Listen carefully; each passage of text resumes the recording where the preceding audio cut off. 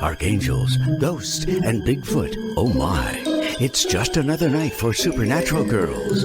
Real stories, real answers to life's biggest supernatural mysteries. And now for another exciting interview with paranormal experts from this world and others. Here's your host, paranormal researcher Patricia Baker, on the one, the only Supernatural Girls.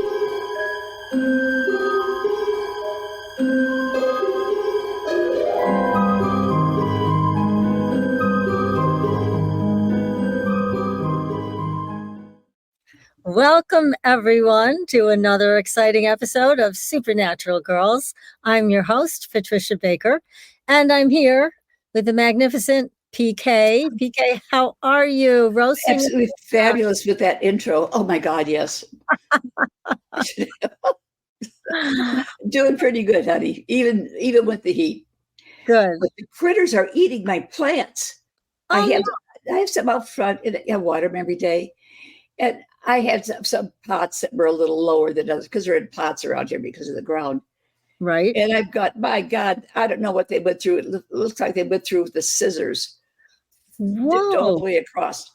I'm going to put a light up there. I'm going to be on guard tonight. If there's anything left, they're going to be meat tomorrow. Yeah, that's right. You got to take care of those plants. Oh, that's really spooky. I wonder what it is.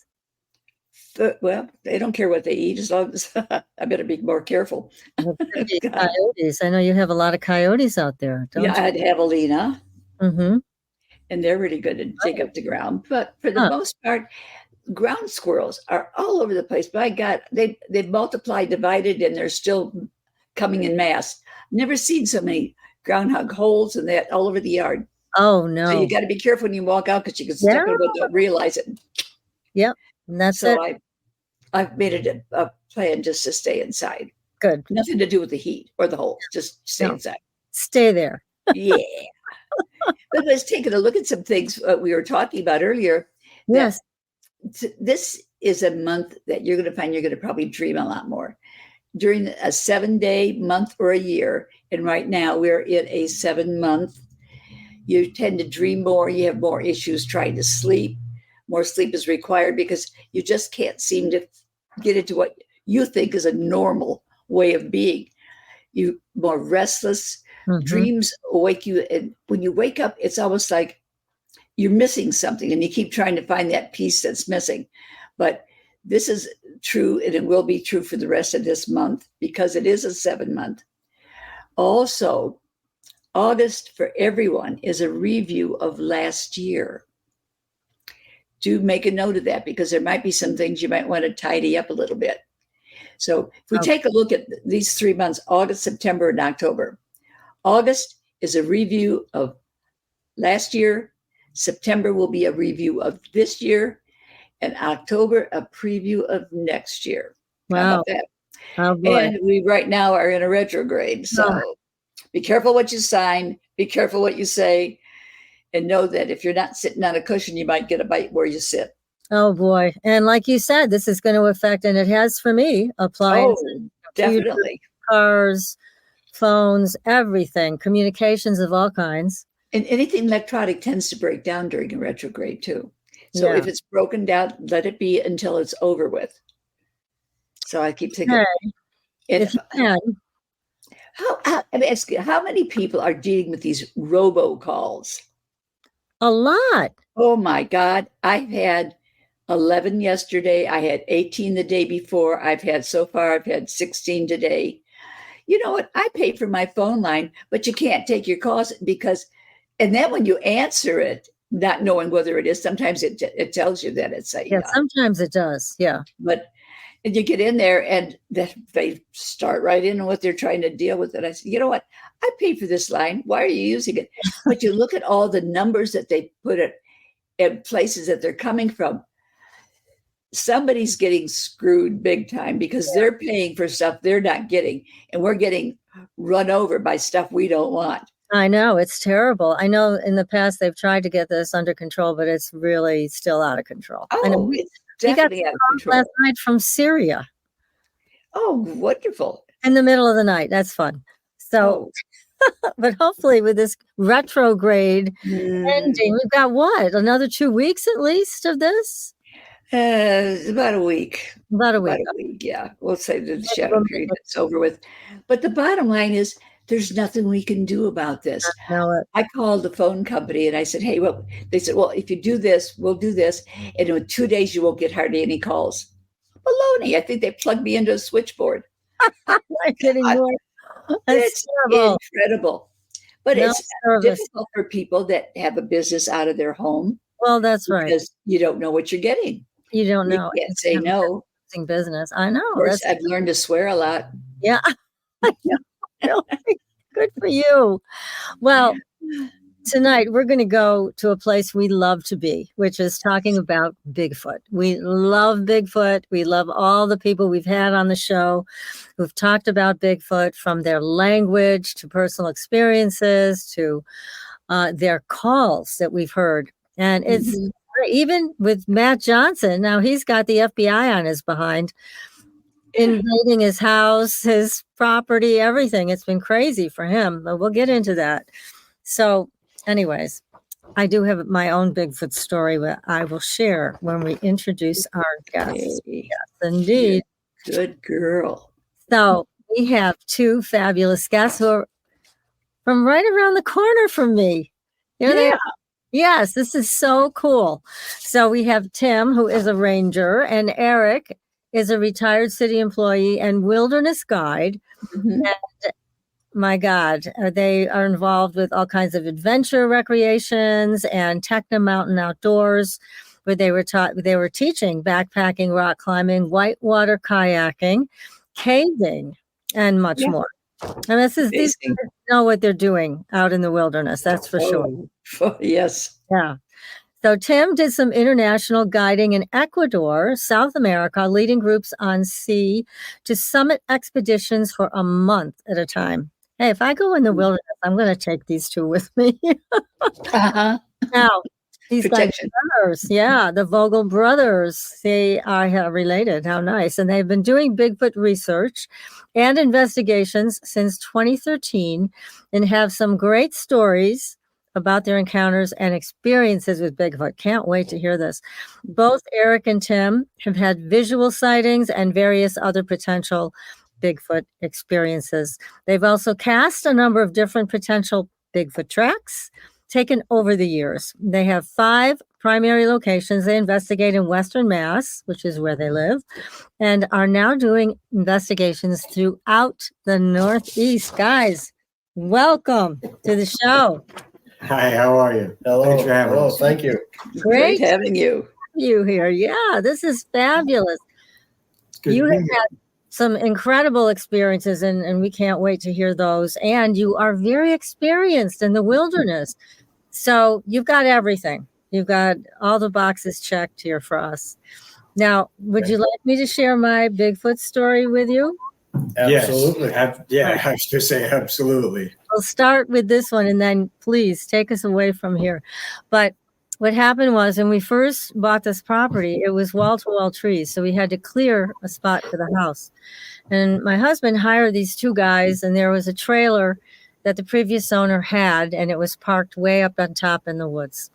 So they stayed in the trailer.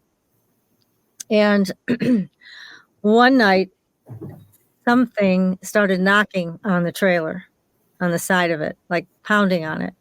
And they were scared to death because here they are. You know what it's like up here. You are out in the middle of nowhere. And it's dark. It was not a person. So they looked through the windows and they saw glowing red eyes.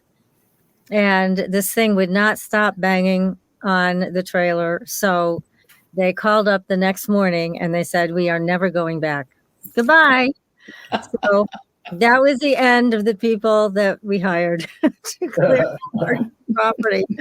So they had their own experience. They were quite terrified, and terrified enough where they didn't care how much money we were going to pay them. Right. You're right. To come back. So there you have it. Right up Amazing. to you. So tell us, how did you guys That is quite the story. that Bigfoot was something you wanted to investigate? Well, it's not something that we were planning on investigating. Right. It just kind of happened. Yeah, basically. It was something we got into as kids. And then when we were doing wilderness trips and guiding, we ended up guiding in 2013 on a canoe trip out in New York State. Mm-hmm. And the long story short is when we were up there, we had what we thought was a Bigfoot experience up in the Adirondacks, up on this wilderness lake. And that's kind of how we went over the deep end and said, yeah, there's something more to this than, And Did you actually see Bigfoot, or did you hear the vocalizations? Well, how did you know it was Bigfoot? Well, the story is we heard it. We didn't actually see it. But so here we are, we're camping. It's in the middle of September. And we're going on a camping trip, and it's just us. So we planned it in the middle of the week, so the woods would be empty. People were at work. It's late September. People are in school. So we thought the woods are pretty empty. We get out to this place that we go. It was a very difficult paddle and portage trip to get to. So it took a couple days to get there. Paddle, canoe, portage, and camp to get there. When we get there, we decide we're going to set up camp, and then we went fishing. On our way there, we were doing some fly fishing, and we got to this spot where we were fly fishing, and basically dinner went out the window, and it was just about the fishing trip. Because it was like a fish story, right? It was awesome. If you like to fish, I had a great time. Yeah, I did all the paddling, and he was fishing. So, but it was still a good time, regardless. So we come in, and there's this a confluence where a stream comes into the lake. We go up into the stream, and the stream's. You go on. There's a lot of extraneous noise in the background. Is that coming from your location? It very possible. It's possible. Oh, okay. I didn't know if you could close a door or something. This time it's not me. Not you. This time it's not me. Yeah.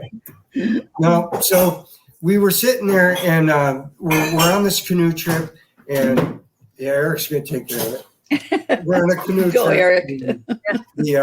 Right. This tree starts shaking, like Okay. crazy. Fine. And Yeah. there's two trees now that are shaking, and they're we went back a year later, and these trees that were shaking are 8 to 10 inches around. They're almost 8 feet apart. We don't know any of this at this point. All we know is we're fishing, and we start fishing over a beaver dam, and regular beaver dam, and all of a sudden these two trees start shaking like they're in a snow globe. Like the whole forest is quiet, but these two trees are shaking like incredible. I don't even know. It's very surreal. And and then this roaring starts. Yeah, the roaring, the yelling, the screaming. Yeah. It was so loud and very determined that you could feel it bouncing off of your body. That's how loud. Interesting thing you say, because we've heard from some of our other Bigfoot guests that it's a sound that just goes right through you. It just it's so resonant. This was like being at a Ted Nugent concert, and having it, right there, Wango's tango, and he just nails it, and you can feel everything. Yeah. And this noise, the tree shaking and the yelling and screaming, roaring, it didn't stop. It went on for 10 minutes anyway, probably more. We didn't have a phone. We were out fishing. Yeah, back then we didn't have cell phones. Didn't have any of that stuff. So anyways, things start getting louder, and it seemed like more aggressive in just the tone. Mm-hmm. And as the trees are shaking, stuff's coming into the water and splashing. And it's still yelling and screaming. Yeah, it hasn't stopped. Hasn't stopped. It literally was. Yeah. It was loud enough and scary enough to push us all halfway out into the lake. Yeah. To make sure that we were far enough away. And even then we weren't sure. Yeah. Yeah. Now, did that scare you? I mean, how did you feel about this? Well, yeah. Kind of freaked us why out. We ended up. That's what he means by being pushed out. This thing was so aggressive sounding that we backed up into the lake to put some distance between us. Yeah, because it was so mad that, we didn't know what it was to begin with. And so this went on for, I don't know, 10, 15 Yeah. minutes now. And then as quick as it started, it stopped. It stopped. Just like Oh. that. And we just kind of sat there in the canoe and kind of listened for a while. Then we looked at each other and started paddling. And then we got up to where our campsite was, and it was on the same side, Yeah. about a half mile away from where this all took place. Oh my God. So, yeah, it was a sleepless night. I bet so. Yeah, there was no going to the parking lot, and get in your truck, nothing Yeah. like that. There was There was no just going a couple home. 100 yards down the riverbank. This just happened. And that's the good thing about going out there, because you're so far back that you usually you are by yourself. And so we're out there. We have no idea what's going on. We're just hearing this mess of noise, and the trees are shaking. We're on the way back to our campsite. We're thinking maybe it was a couple of mountain lions and bears getting into it or something. We had no idea. Never even thought of Bigfoot. Didn't even cross our mind, to be honest with you. Yeah. We thought bears and mountain lions because couldn't figure anything else would do that.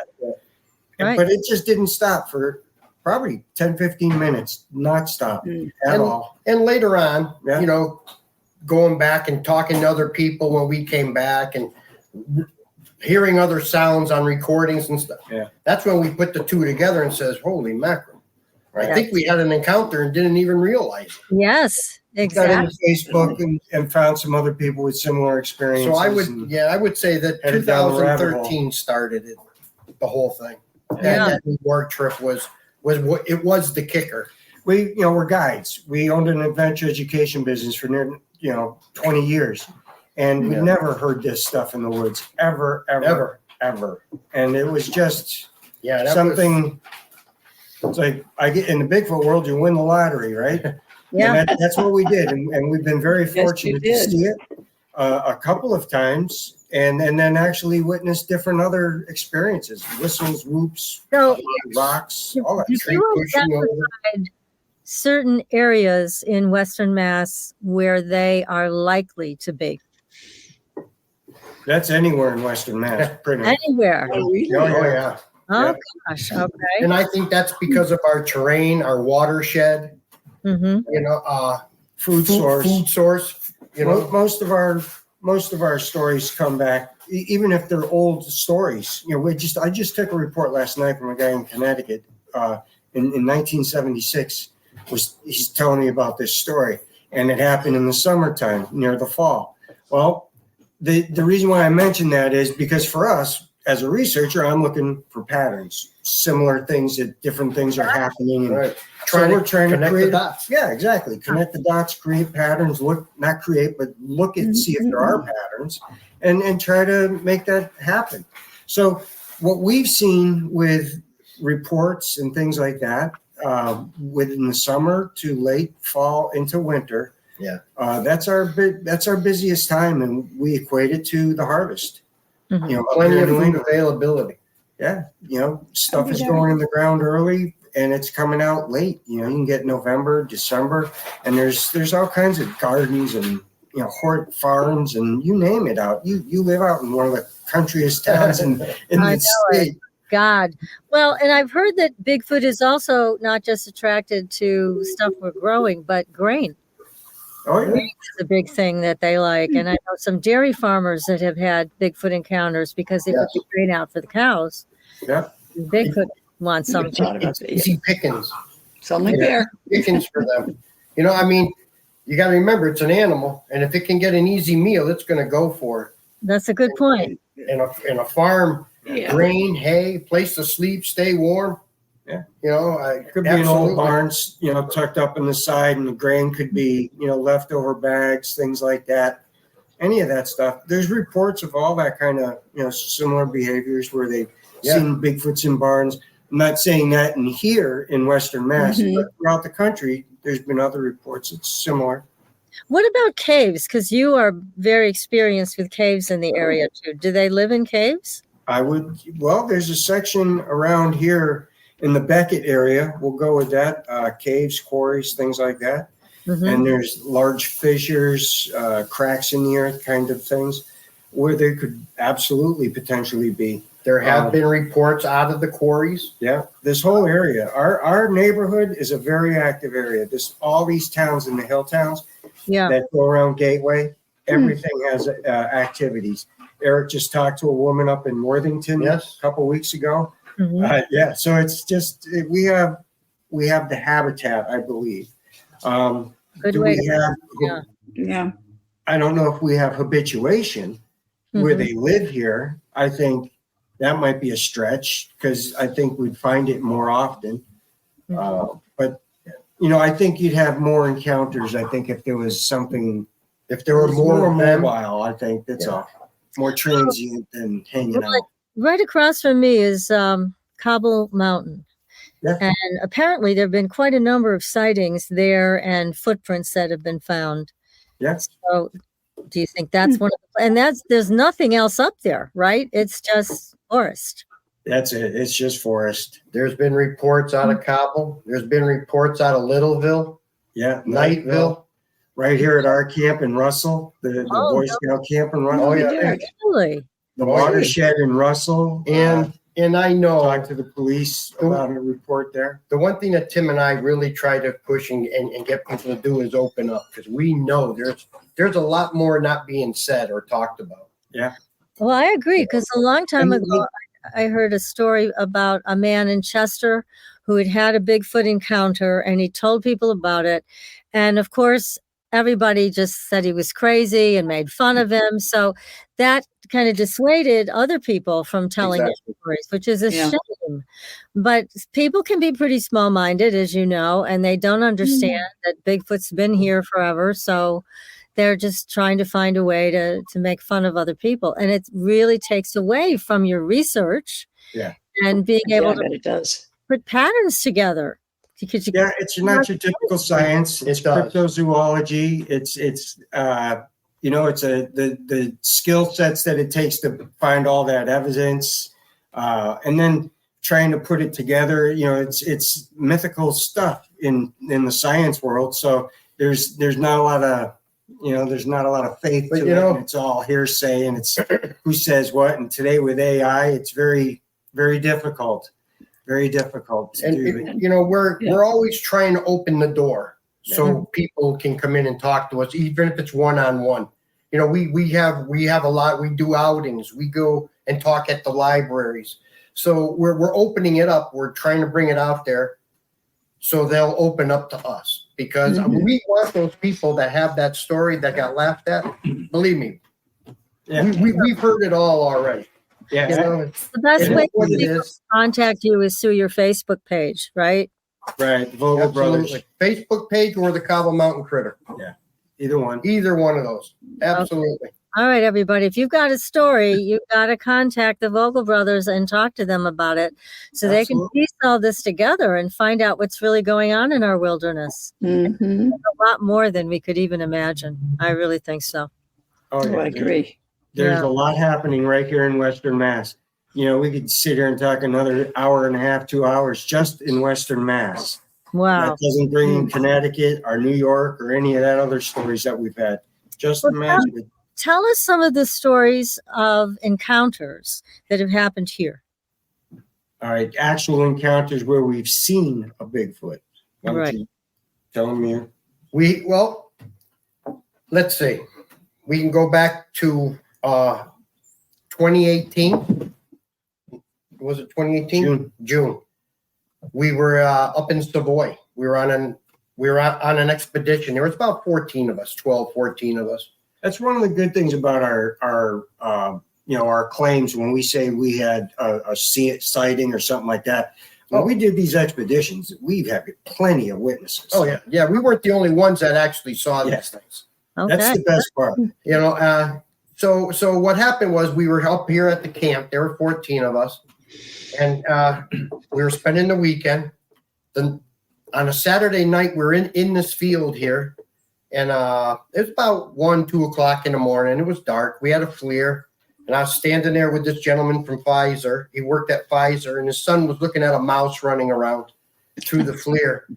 And about 100 yards away, in this open field, there was this ball of orange light. just sitting there 15, 20 feet off the ground. Wow. But the light was emitting inside, not out. And it just sat there for about 10, 15 seconds. We just kind of looked at each other, and I know there's nothing there. I've been here 100 times. I mean, he lives here. So I just kind of looked at him. We looked back, and we just watched this thing just kind of slowly go in the air and leave, just gone. The next day, we all went out to Savoy State Forest. And we went to one spot. It was raining really hard. No one wanted to get out and walk in. So we drove off to another spot, and we got out. The rain slowed down. About 10, 12 guys got out, and some stayed back. So we walked into the woods. This place where we were walking to a place called Balance Rock in the state forest. Two guys went up in front of us. A father and son went up in front of us, had a GoPro. The group walked in the middle. Then these two guys like to lag behind. They like to watch to see if anything's watching the group. So, Like a rear guard. yeah, it's sort of like a rear guard, So, They can run faster too. yeah, right. So we get up to Balance Rock, and we're standing there, and it's been raining now for about 3-4 days, and it's misty rain. And we asked if anybody wanted to make a Bigfoot call, and this little boy said, "Yeah, sure." So he gave out a whoop. The minute that he did the whoop, second or two later, the two guys that were behind us come running up to us and said, "Hey, we've got whistles back here." Wow. Could have been 3 seconds later, the guy that was up there with a GoPro sent his son back and says, "We've got knocks up in front." So we just kind of walked into the woods. Now, we kind of walked in and took over like a 45-degree angle. There were 15 people. And we're just standing there. And I was standing on this little rock, and I have an orange rain jacket, and everybody else was in dark clothes. And in June, it was raining. It was nice and green and full. And I was bending down to see if I could see leg movement from bear, deer, whatever. And all of a sudden, I saw this black thing standing there. And I was like, that wasn't there a second ago. Huh. And so I stood up, and I was looking at it. And then I leaned to my left, like I was like trying to look around something to get a better look at it. And it bent over, and it started leaning and looking at me. And then it stood up. Or when I stood up, it stood up. And I went, "Oh, my God, it's right there." And How tall was it? That's how it was just the same thing. Yeah. There were two of us that saw it at the exact same time at two different angles. Okay. This gentleman and I come into the same GoPro frame at the exact same time, pointing at it. We were running towards it. And the guy with the GoPro was standing in between us in front of a tree, and right behind the tree was where I saw it. I took Tim back the next day with me, and I brought back my entire evidence kit, and I said, we gotta figure out how far away this was. So we got out the rangefinder. He went down to where I saw it at the tree. I was 40 yards from it. He lifted his hand, and I said, "No, you got to go higher than that." So he got a stick, and he raised his hat up, and he kept going. And then I had him stop. It was almost 9 feet tall. Oh my goodness. It was as wide as a sheet of plywood. That's all all I saw was like a head down to shoulders, and it went down to about the waist. The gentleman that was to my right saw from the waist down. So because big. there was a big tree laying there. So when we went back and we measured all of this off, Tim comes walking around the tree, and in this one mossy section, there is a print, 17 and a half inches long, 9 inches wide at the ball, and about 5.5 inches at the heel. Oh my goodness. Well, it was similar to this one. It's not that one, but that's the one we just got. Those came from the same place. Those are My juveniles. goodness. Those are juveniles? Yeah, Oh, okay. that's what we believe. Those are about 10 inches. Mhm. And that's from the exact same area where I saw mine. Right. The other ones is like it's on dental stone. I don't know if you have those. It's like a yellowish color. I don't think we have The those. picture with you, Okay. me and Eric together holding a cast. That Yeah. one. All right. So Eric's holding the one with the dental stone. That's the one that he took in June. We went back and cast that next day. So in June, we go out and we're going back to this spot up at Savoy. We get up there and we find the spot, like Eric said. We're doing the recreation, how big it is and how tall and all that, and then we start looking in a circular pattern for tracks. Now we're looking outward from where he saw it for tracks now. And that's when we cut this big track.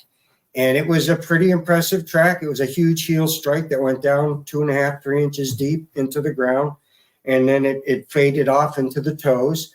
And then the second track was the ball of the foot where the toes were.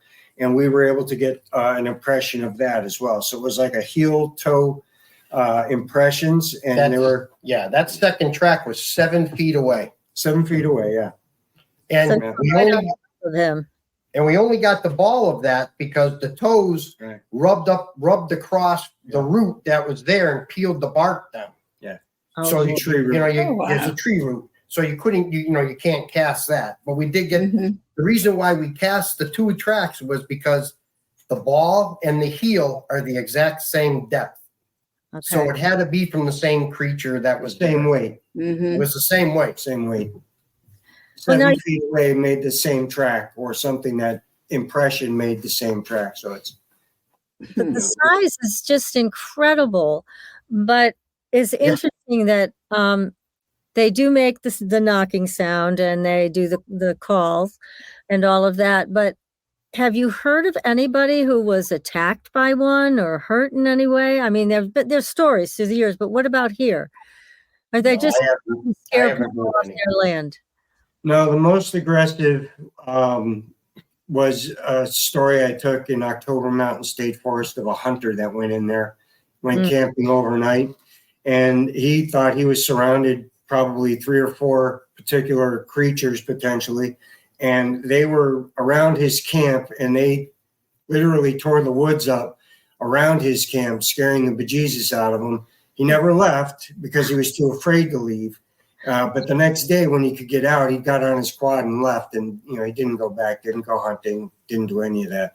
But he did report it to me, and he didn't even want to go back at all. So we weren't able. Yeah, he told me where it was. We were able to go and kind of bushwhack through the woods, but it was without him actually going back and showing it. We didn't find the exact location. But October Mountain, it has plenty of history in its own right. Yeah, absolutely, and not just in the paranormal and cryptid. They do both. They've had UFO sightings up in there, and Really? it's Little an girl. active place. Little ghost girl named That's Alice. strange. And Tell us a Annie. little bit more about because I'm lost. I'm geographically challenged. I'm terrible at this. You think you are? Where is October Mountain located? October Mountain is 2 mountaintops from you. It's over in Beckett. Yeah, it's over on Beckett off of Route 8. Okay. Washington Mountain Road. Yes, I know where that is. Okay, that's all You know right. where the Appalachian Trail crosses the road? No. You'll see the sign there. It says Appalachian Trail, North Maine, Georgia. Okay. And Well, that's that would be October Mountain. So Right. that would be the area of October Mountain State Forest. well, gosh darn it, I did not know that they were having UFO sightings over there. Anything recent? Amazing. Oh, No, I don't not that about I know recent. of. I just know that I've talked to a few people that have Yeah. put in reports of that. Okay. And Annie, the little 10-year-old girl, the ghost girl that walks around with a white dress. Oh, she It used shows to be up. an old town, an old Yep. settlement. There's an old cemetery in there. old And cemetery. they all died at a young age. Oh, Kind Oh, of a weird story going on. Yeah, See, it's an interesting place. If you want, come on up on August 18th. We're having a get together Yeah, we are right there near the right cemetery. there. right there. Can't refuse that invitation. Come on up. Yeah. Absolutely. Absolutely. Gosh, well, I had no idea we had all this. I know we had quite a bit of excitement, but you're really validating a lot of paranormal activity for this whole area. This is Yeah. great. Amazing. It is a hot Blanford, spot. in Blanford. I won't say where, but they sent a couple sent us a recording of a howl. We sent that to our guys down in Pennsylvania, rather, and he does linguistics work. And he was another one that says it was in the realm, or it wasn't within the realm of a person. So it was certainly the potential for a Bigfoot. And there's, they have their meters and gauges that they go by. And if a person can make these, audible sounds, then he doesn't even qualify it because it could potentially be a person. Right. And when they're out of these upper ranges, then he just says, yeah, you've got my attention. And so these howls that we have from this couple in Blanford, he was very convinced actually that that was a good Bigfoot howl. Oh, So yeah. that's right in Blanford. Yeah. He just about said that that's what it was. It took everything else out of the picture. So what else could it be? You can narrow it down. Absolutely. Exactly. Yeah. And you can also hear coyotes in the background, which we've had experiences in the past where coyotes. It could be a symbiotic relationship with the coyotes and the Bigfoot. And well, it does seem that they have extrasensory perception, that they're able to disappear whenever they want and go into wherever, another dimension or something. But there's been a lot of reports about that, even in David Paulides' second movie. We've actually had it happen. that's why he started off with that orb, because we've had a couple of experiences where Bigfoot is associated with an actual orb within the same story. In October beginning Mountain, or end or whatever. In October Mountain, there were 12 of us, and we watched it happen. Wow. So we got another expedition we were doing. People come out and, they pay you to take them on an expedition. They're hoping there's a result. An encounter. Or something that they, hey, we're going on a Bigfoot thing. Maybe we'll get lucky. Yeah. Well, maybe we will, maybe we won't. 9 out of 10 times we don't. But this happened to be, we go to places where we're getting recent reports and activity, stuff that we go and we see. And then we know we have this kind of activity through track traps, etc. And so anyways, we go and we do this investigation, and then we go on and we take people out, or we used to. And this particular night, it was probably midnight, maybe a little after, and we're up at Felton Pond in October Mountain State Forest. There's, like you said, a dozen or so people. And one of the guys that were with us, Chuck, he had mentioned two things are happening at once. Chuck mentions this smell and this odor, and almost simultaneously, one of the other guys is up looking at, through a FLIR across the pond at something that's pacing, or what looks to be pacing back and forth. And through a FLIR at 100 yards, it was, you couldn't really take a photo of it because it's too pixelated. Right. Because you're right at the max. You're right at the max of the FLIR. It only go 100 yards. Now, and it was drizzle rain, and it was. I just got a question. They wanted to know what FLIR is. It's forward-looking infrared. Can you explain a little bit about how that works? Well, kind of like that picture you have on the screen. What that's showing is, as I'm looking through the viewfinder, I'm seeing a heat signature. So all those red spots, and on the FLIR, you can change the color tones. They could be blue, purple, whatever color you want to represent heat, from white hot to this here happened to be red orange. And, it's just an indicator. So when you're sweeping the FLIR through the woods and all of a sudden you get this red glow, it could be a deer, it could be a skunk, porcupine, it could be a mouse, it could be an owl. Hopefully it's a Bigfoot. This happens to be some investigators we were with. This was up in the Quabbin a number of years ago, and it was cold. We had Carhartts on, and that was still a heat signature coming through winter gear. Wow, incredible! So that's the kind of FLIR it's a piece of equipment that really helps us when we're out there at night, because at nighttime you can't see anything. No, this helps you see at least 100 yards away. Yeah. Well, let me ask you. Amazing. PK and I were talking about this. What would be your dream come true Bigfoot experience? Mm-hmm.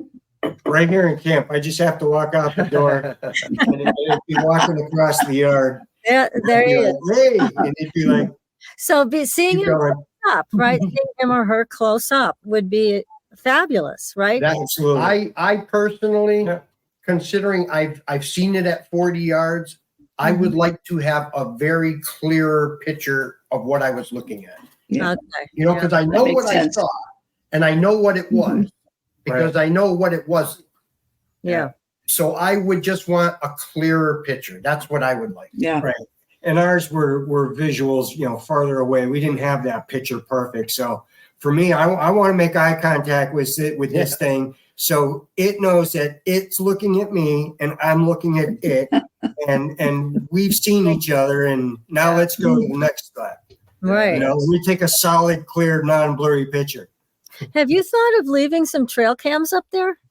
We do. Oh, we do. That's part of our active investigation. Yep. We do. We leave cameras. We leave recorders.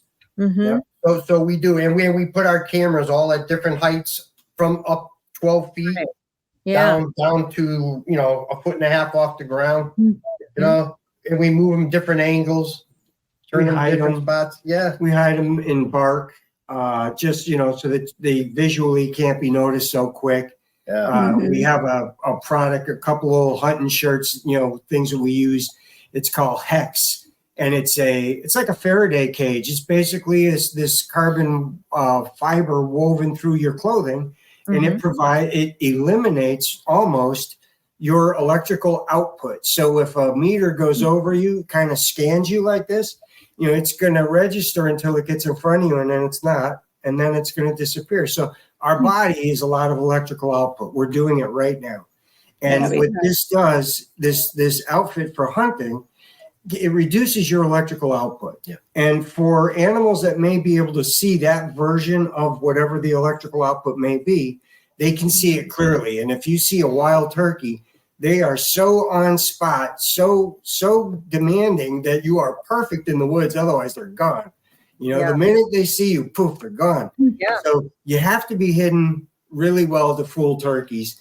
And this stuff here, you can get them almost walking up to you. As far as other animals, they don't even know you're there. Your output just isn't there. So it's definitely a thing. Yeah, it's something that we're in the process of trying to see if it'll work for us. So we're wrapping cameras in this stuff, and maybe Hex will sponsor some material. We can wrap more cameras. That would be great. Yeah. So, You may be interested in Dr. Johnson's work because he had a life-changing Bigfoot encounter out west. He's a psychologist, and he was interviewed by Joe Rogan and a whole bunch of big people because of, his psychology. He was a big name in psychology too. Yeah. But what he did is fascinating. We've had him on the show several times. He decided to go with a relational type of experience. So he would leave food out for them. Oh, yeah. I guess we've heard they like cinnamon rolls and stuff like right. that. All The good stuff. kinds of Like things. that too, yes. Zingers. Yeah. Go ahead. That's fine. Junk food junkies, huh? Yeah. But he began a relationship with a tribe of them to the point where they now have people come to this property and they get to see them and communicate with them. But guess what happened? The FBI decided that they wanted in on this. So they trespassed on his property. Now Matt has huge parabolic microphones set up. Yep. So they could hear the FBI agents talking to each other. Right. That's how they knew they were there.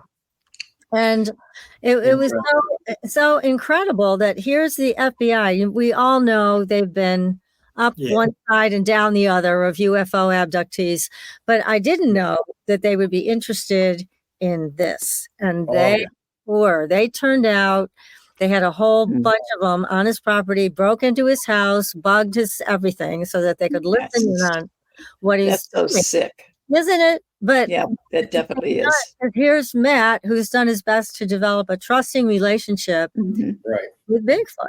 So, but you may be interested in his work because you may pick up a few things you may want to try yourselves. Absolutely. We're always looking to better our research.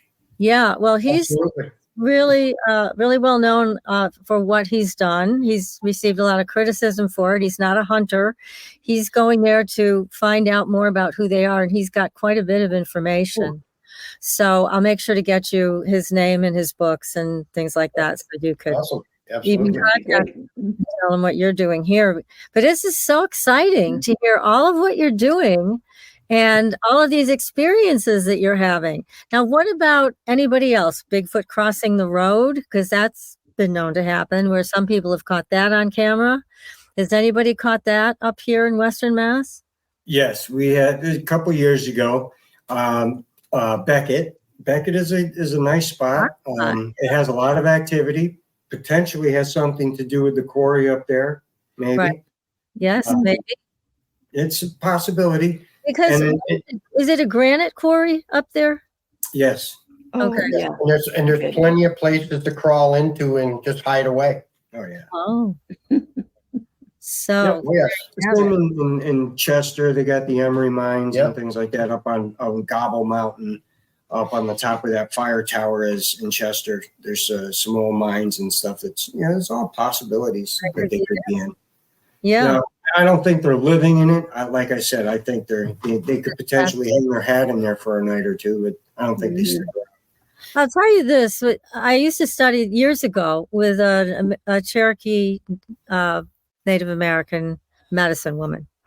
And she told me the story of how she knew where their camps were, where they were actually living. And this was out in the Midwest. And she would take a bunch of her students with her. And she said she stopped doing it because she would get so far and then the Bigfoot would start coming towards them and all of her students would pass out. So she said, well, forget about this. These people are no good. Just God. 3 times. And she said, that's it. I'm not taking you people anymore. But she said it was something about seeing those big shapes coming that triggered something in our subconscious mind. And we can't handle it. Fear factor. It's funny you say that because first off, we've experienced what we think is infrasound, but that's a whole nother story. Yes, that's a great thing. Yeah. The thing you're just talking about, we just got off the phone with maybe a half friend of hour. ours. Yeah, up in the South Shore, I believe. I think that's where they are, on the South Shore. They're up there near Boston. Anyway, anything past the Connecticut River, that's Boston. Yeah. So anyways, they're over there near Boston.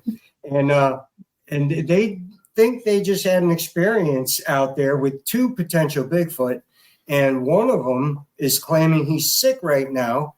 And it had all the symptoms of people that complain about, nausea and things like that. 9 yards. Granted, it could be the 24-hour bug too, but this was, fairly quick onset. It was right after this happened. So there could be something to be said about that. I have heard of that happening. Yeah, because they seem to have power over our own consciousness. And they have, because I've heard of people that have spotted the Bigfoot, they've made eye contact. Next thing they know, they find themselves walking in the opposite direction. And they're like, what am I doing and why? They have no control. Yep. But it's that infrasound that It turned them around and walked them out. and I was told that they are able to do that. That vibration comes from their bones. The big bones that they have. So They're big creatures. So that infrasound, They are big. we're sitting there. This is another expedition we've done. Now we're up in closer to my neighborhood. Is where the heck are we? The waterfall there. Oh, Sanderson Brook Falls. Thank you. I was just brain fart. It's on the Sorry. Chester Blanford line. yes, You're coming down Route 20 and you got the park right there. right. The old lumber yard on the other side of the road. So you got Sanderson Brook Falls. When you walk up, it's a beautiful cascading waterfall. We're doing another investigation, and we happen to be there because the week before we had some potential activity there. So there's a good half a dozen or so of us on the mountain at this point. There's 5 of us together, me, Eric, Gene Tewksbury, his son Chris, and Bob, I'm forgetting your name, Bob, but you were there, bud. So Bob was there, and so we're all sitting there, right? And it's a little bit past midnight. Now this place is it's up, down to the creek is a cliff. then there's a fire road, and then it's up. So this is nothing but steep. You're not walking. There's no trails. There's a fire road that's more like a switchback into the side of this hill. And that's all there is. It's that steep. So people ain't up there at 2 o'clock in the morning, 1 o'clock in the morning, pranking us. So we're sitting there, right? And there's 5 of us. Let me just tell you that we're coming to we only have about 4 minutes left. So we're sitting there, and all of a sudden we hear this rock falling down the hill. And you know, I'm on my elbows laying down in this fire road, and all of a sudden I'm scrambling to get up, and this noise stops. So we kind of blew it off. Okay, we got lucky, I guess. And then a few minutes later, this thump, this loud thump, sounds like a giant rock hit the ground right behind Eric. And there was literally no impressions, rock, nothing was disturbed. So it was infrasound for sure. Yeah. Yes. We all got up. We all, it shook us all to the point where we're now standing up, wondering what we just heard. And there was literally nothing there. Nothing there. Amazing. Nothing rolled down the hill right there. So, right. You didn't have any sickness from it, but you just heard something and there was nothing there. Right. Yeah, that was more of and then the following day I go back with Eric, and you guys could put that twist. My wife and I, we went out and, we had basically got escorted out of the woods. This thing was up above us now, making noises, breaking branches, things like that. And it kind of just escorted us out of the woods. We just didn't stick around. We were already up near the waterfall. We started hearing the noises. That was my cue to get out. I wasn't going to be up there with her and have something happen. Yeah. So we just, got out and left. I went back with Eric. And that's where that stick came from. Yeah, I took the whole tree, the whole sapling right with us. Yeah. Wow. Just incredible. Well. And that's here in Western Mass. Yeah, this is incredible. Amazing. Yes. Well, I'm so thrilled because now, PK, when you come, we're going to have to sit out by the campfire and wait for them to come visit. I think that's a good idea. A couple of whoops. There you go. Yeah. I've had a lot of activity sitting around a campfire. Yep. Yeah, that's Absolutely right. Have. Got to give it a try before we get into winter. So definitely before winter. You guys are about covered against sand cold. I know. So tell everybody again how to get a hold of you. The Tekoa Mountain Critter Project on Facebook. They can message you there. And are there ways for them to call you if they need to talk to you about their own experiences? Yeah, right there on the Tekoa Mountain Critter, you can go to contact, go right to contact. It'll come, send us an email right away. Or catch us right on Facebook and send us an private message under Vogel Brothers. Yep. Yeah, you guys out there, if you've got photographs or you have anything on audio, make sure you send it to these guys because they're keeping track of it all. That's right. Yes. August 20th, we'll be down the Southwick Library talking Bigfoot. She said it was a sold out program already. So if you're one of those people, come with questions. We, things like that, and we want to hear your story. And when is that in Southwick? 20th, August 20th. August 20th. Okay, everybody, August 20th. Very good. Library, if you want to hear more. Oh, this has been great. Yes, Tim, it has. Thank you so much. It's such a pleasure. Thanks for having us on. Yeah. We're going to have you back. Awesome. Part 2 and 3. Cover all this other stuff with sound and everything else. And if you have any more exciting experiences, be sure to reach out and schedule another time for you to come back. Sometimes this show is just too short. We just can't get to it all. I know. That's why we have to have double hitters. I know. Well, thank you so much, guys. So that was great. It was. And next week, we'll be back, everybody, with another terrific show. Until then, we'll see you on the Blue Highway. Good night. Good night.